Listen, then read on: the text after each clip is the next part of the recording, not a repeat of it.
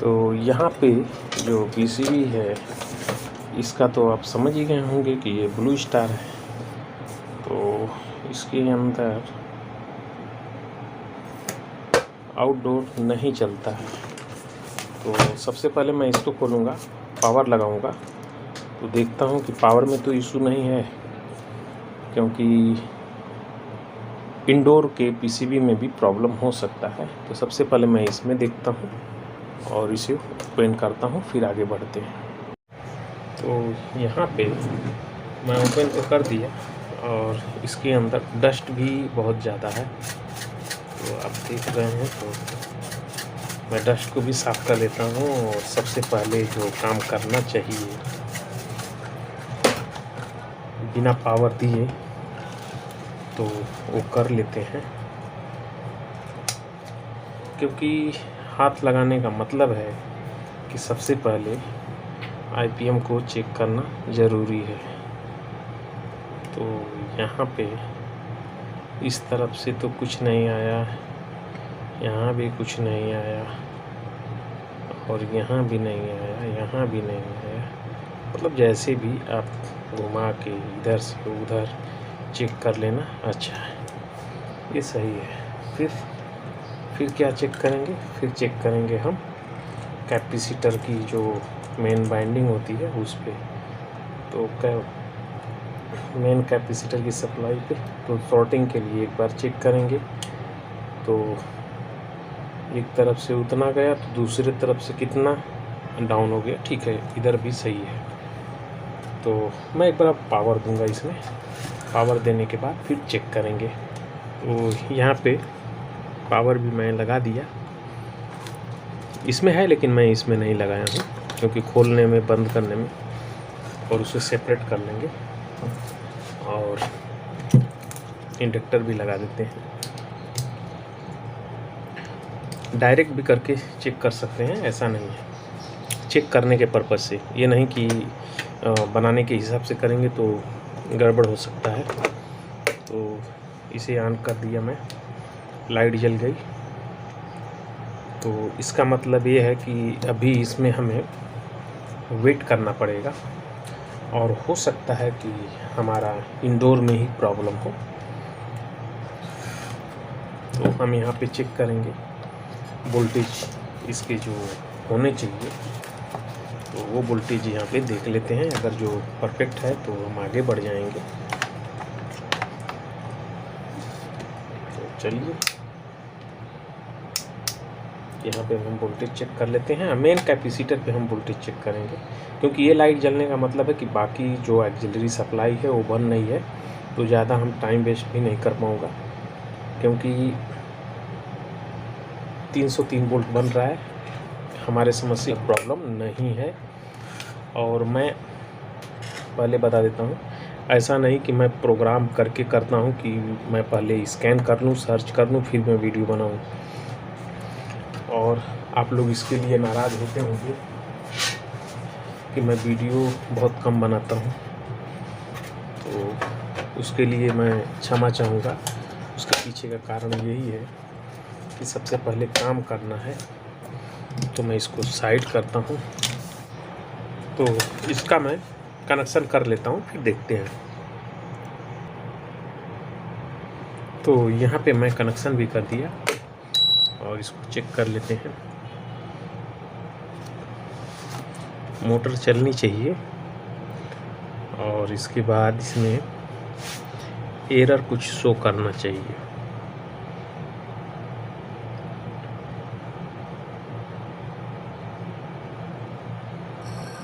चल गई मोटर, इसका मतलब इंडोर हमारा सही है।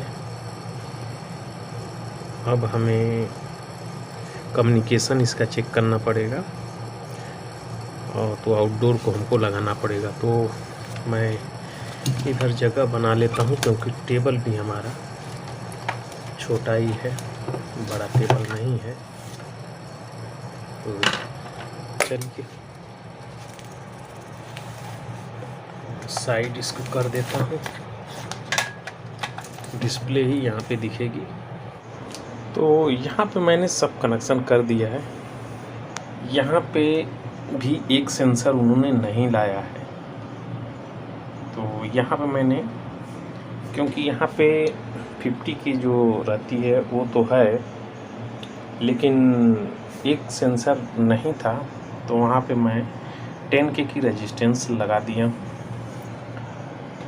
UVW को कनेक्ट कर दिया हूँ, कंप्रेसर वही है, और इसको अब चालू कर देते हैं और वेट करेंगे थोड़ा हो क्या रहा है। तो हमेशा मैं सीरीज में ही इस्तेमाल करता हूँ, आपको मालूम है।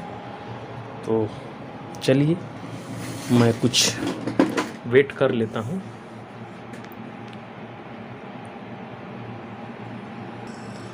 तो यहाँ पे मोटर भी चलने लगी और मैंने टेम्परेचर इसका इतने पे सेट कर दिया है, और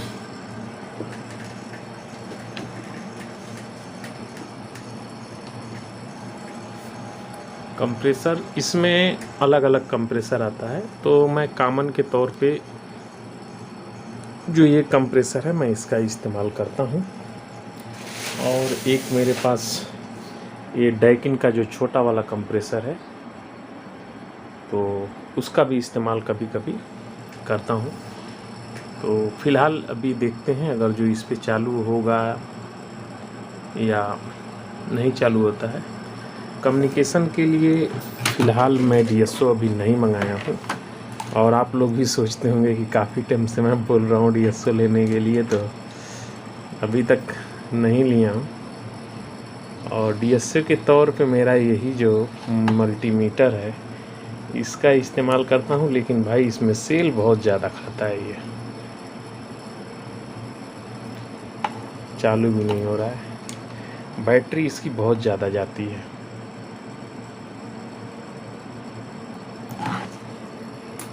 मैं कितना बार इसको कोशिश की है चालू करने की, तो इसके लिए मैं इसका खोल करके स्क्रू भी हटा दिया हूँ, और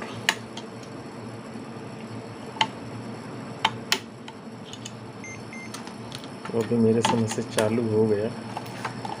हाँ, और मुझे एक आइडिया मिल जाती है, तो दिखा देता हूँ क्या आइडिया मिलती है। मैंने हर्टेज मोड पे इसको रख दिया है, और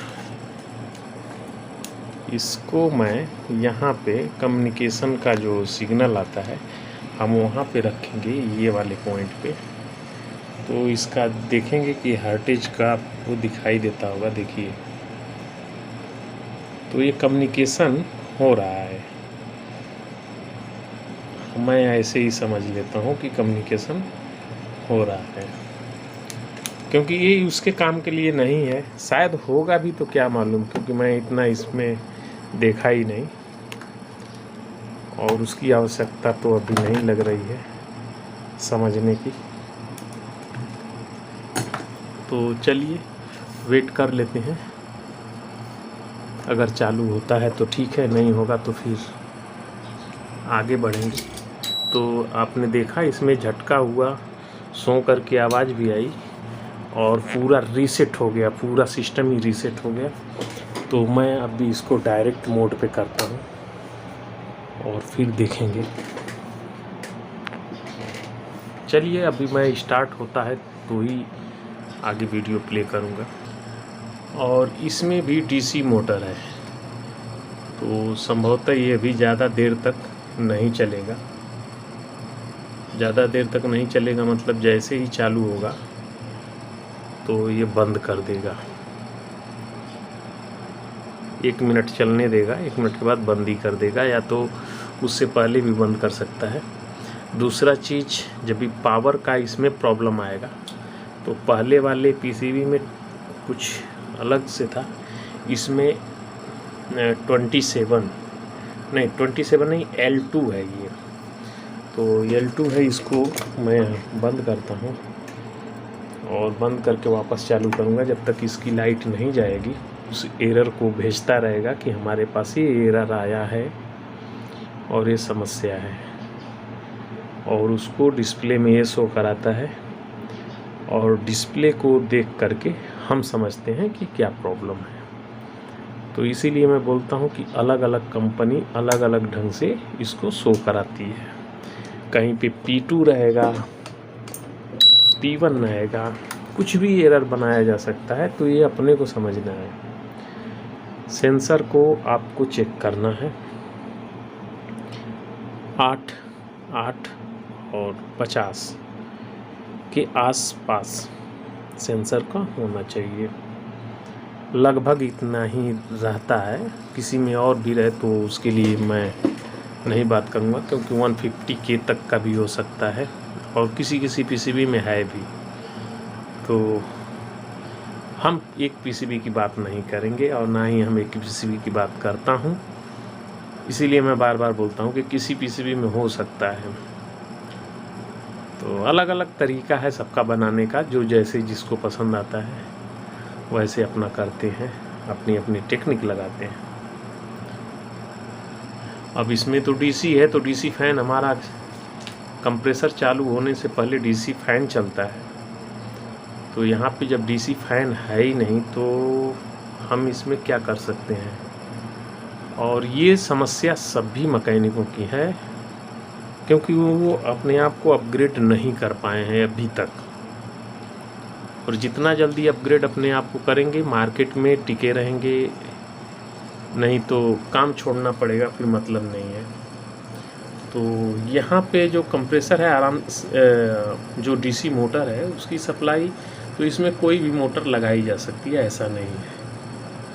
तो मेरे पास तो अभी मैं उतना नहीं करूँगा, क्योंकि उतना टाइम भी नहीं है। तो ये समझ लीजिए मेरा अभी रेस्ट टाइम है, थोड़ा वेट करते हैं, क्योंकि वेट तो करना ही पड़ेगा।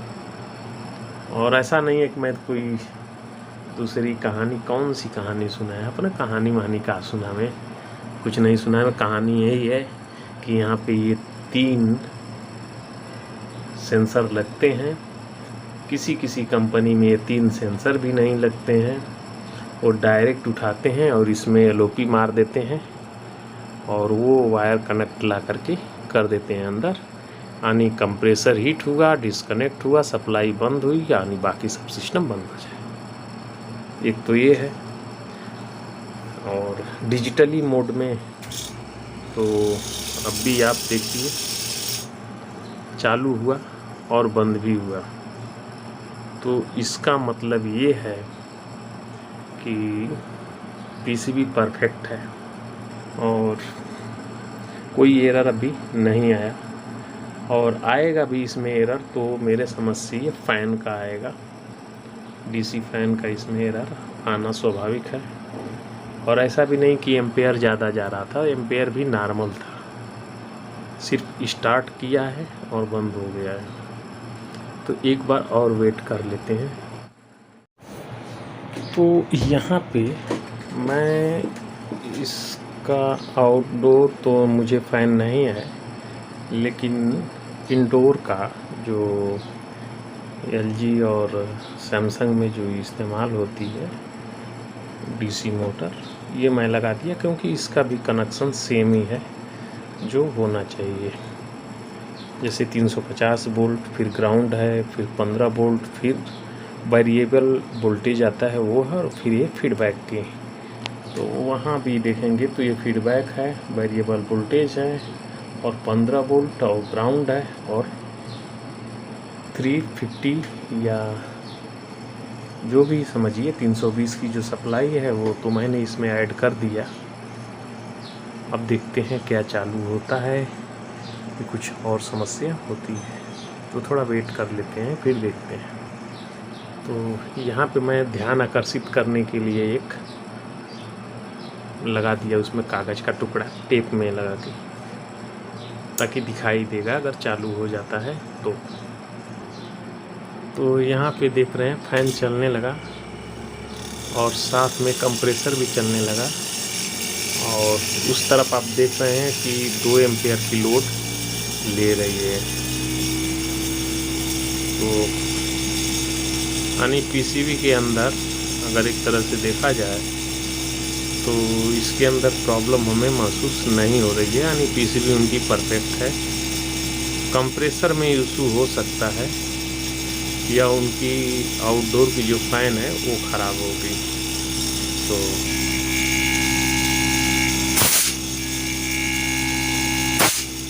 अब बहुत से भाई कमेंट करके अगर मैं वीडियो अपलोड करता हूँ तो बोलेंगे कि कुछ फॉल्ट है ही नहीं, तो फिर मतलब क्या है। तो जिनके काम की होगी उनके लिए तो ठीक है, जिनको काम की नहीं है तो उनके लिए सॉरी बोलूँगा, और क्या कर सकता हूँ। चलिए नेक्स्ट वीडियो में फिर मिलते हैं।